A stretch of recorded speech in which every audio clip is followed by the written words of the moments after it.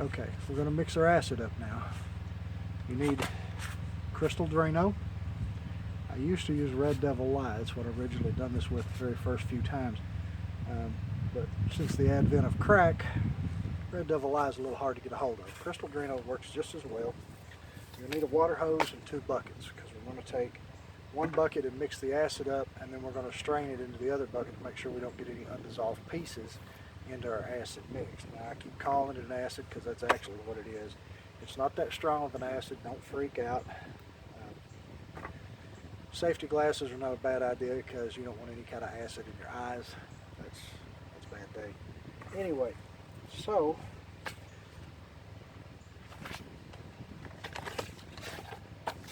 actually this cap looks like about the right size.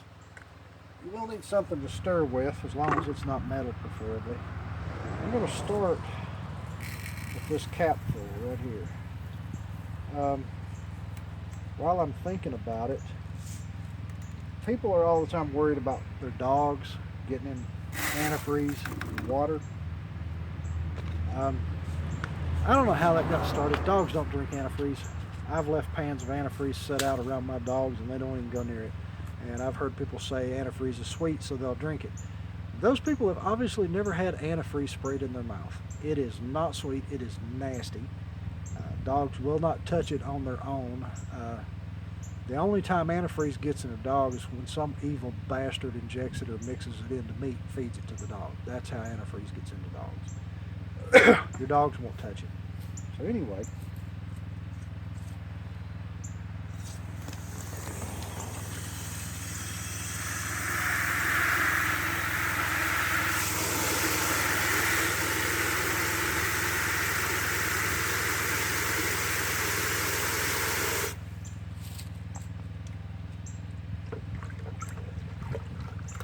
now, I'm actually cleaning the cooling system on my truck because I put a radiator in it and I neglected to put enough antifreeze in it, and it started to create a mud in it. So I'm flushing that out before I put a good 50-50 mix in it. While I'm on the subject of radiators, if you own a Jeep product and several other products that they Champion makes radiators for it. The little Jeep radiators that come from the factory are absolutely garbage. If you go to the parts house and get one, it's as much a garbage. The last time I checked, they ran $217 at the parts house over the single core crap that really isn't worth having. Got one from Champion, came with a cap. It's aluminum, all aluminum. It's so thick that they actually welded the end caps on it. It's a dual core, so it has twice the cooling capacity of the original radiator. It fits in the same space as the original radiator. It's tremendously better than anything else I've seen. It's made by Champion. You can find them a lot of different places on the web. And it's worked wonderfully. I've had no radiator issues since I put that in. And it was $165 shipped to my door. So it was roughly $80 cheaper than the, not 80, $50 cheaper than the original equipment radiator that you could get at one of the aftermarket houses. God only knows what the dealership would want for one.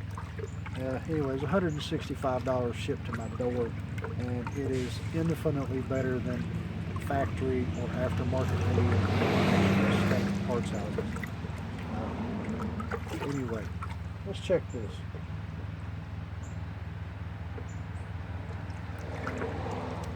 The way I check this, if you've got enough Drano in the water, when you put your finger in it and rub it, it'll be slick, and you can start to see, and this is grease. You work on cars, you get dirty. These are old clothes. So if you're into these guys that do videos and they're always spotless, they don't ever get dirty, they're turning the video off and letting somebody else do the work, because you don't work on vehicles without getting dirty. That's just a fact. So anyway, stick your finger in it. Feels nice and slick. Water is sticky. This is nice and slick, and I can rub that and I can see that the grease and stuff is coming off of my finger. That's about what we want.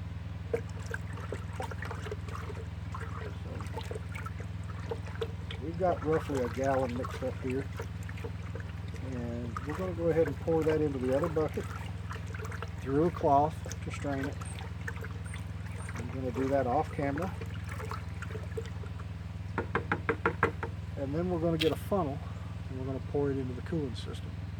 And then we're going to top the cooling system off with water and start the vehicle and let it run so that it'll circulate that through. Again, you want to mix your acid up. You want to fill your cooling system completely. You want to run it to circulate it through so it cleans everything.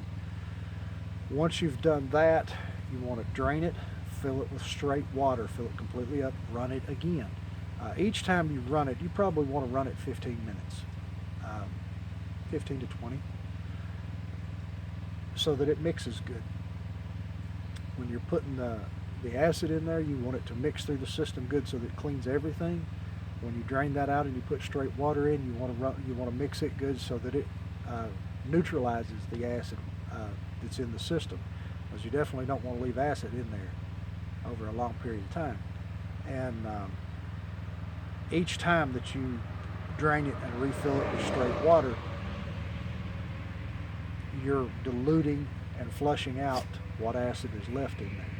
And then once we've flushed it with straight water probably 3 times, then we'll go back with antifreeze and water 50-50 and close it up. When we go back with antifreeze and water, we'll put the thermostat back in it, and then we'll button it up and let it run.